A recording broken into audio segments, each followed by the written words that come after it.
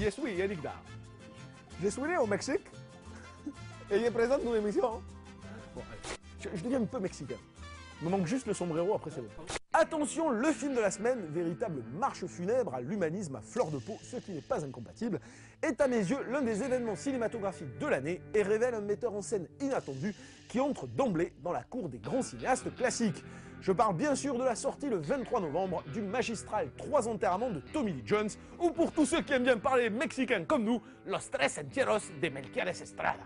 Je deviens de plus en plus un grand master de l'espagnol. A mí me gusta las naranjas. Sounds all right. Smells like something dead around here. Prix du scénario et prix d'interprétation masculine à Cannes cette année, 3 enterrements qui au passage auraient mérité nettement plus, n'est pas vraiment le premier film de l'acteur Tommy Lee Jones qui avait déjà réalisé un western pour la télé il y a plus de 10 ans. Mais ce projet qu'il mit 3 ans à réaliser et dont il est le principal instigateur est son premier vrai désir de cinéma. La volonté de raconter sa terre natale, le Texas, à travers son paysage, ses paradoxes et le décalage culturel de cette frontière floue entre deux pays à la fois proches et différents. Pour ce faire, Tommy Lee Jones est allé chercher son ami Guillermo Arriaga, brillant scénariste d'Amour-Chienne et de 21 grammes.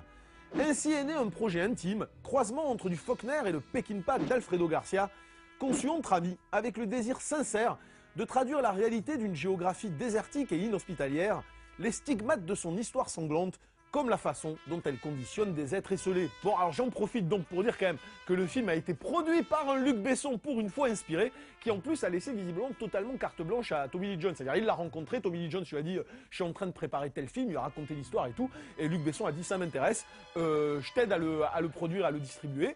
Et on se retrouve au moment de la première. Donc du coup, moi, ce que je trouve bien cette année, c'est que Luc Besson, il a produit à la fois le meilleur film de l'année, qui est 3 enterrements, et le plus mauvais film de l'année, qui est Revolver de Guy Ritchie. Donc, tu vois.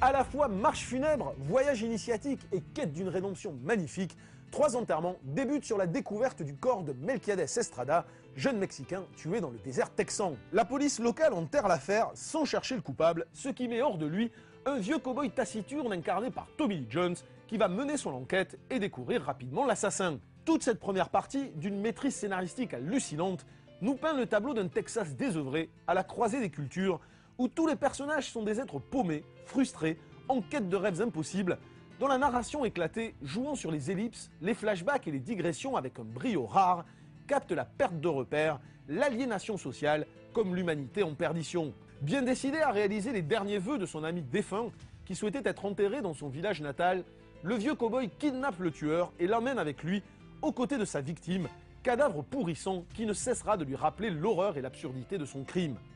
Ainsi débute le plus étrange des périples, loin de toute civilisation, à la reconquête d'une humanité perdue, mais dont on ne saurait vous trahir la finalité, au risque d'ôter au film la grandeur et la noblesse de ses propositions. D'une puissance émotionnelle rarissime, questionnant symboliquement notre monde avec un désir d'utopie tellement simple et touchant qu'on en ressort bouleversé, interprété et mis en scène avec une telle humilité que jamais il ne succombe au symbolisme outrancier comme à la facilité du pathos.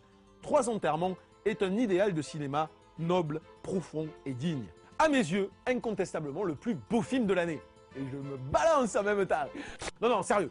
S'il y a un film qu'il faut aller voir cette année, c'est 3 enterrements. Le titre qu'a donné à son film Tommy Lee Jones, c'est pas en anglais, quoi. C'était Los Tres Entierros de Melquiades Estrada, que je trouve être génial comme titre. Et en plus, le film est magnifique, quoi. Non, vraiment, c'est super beau.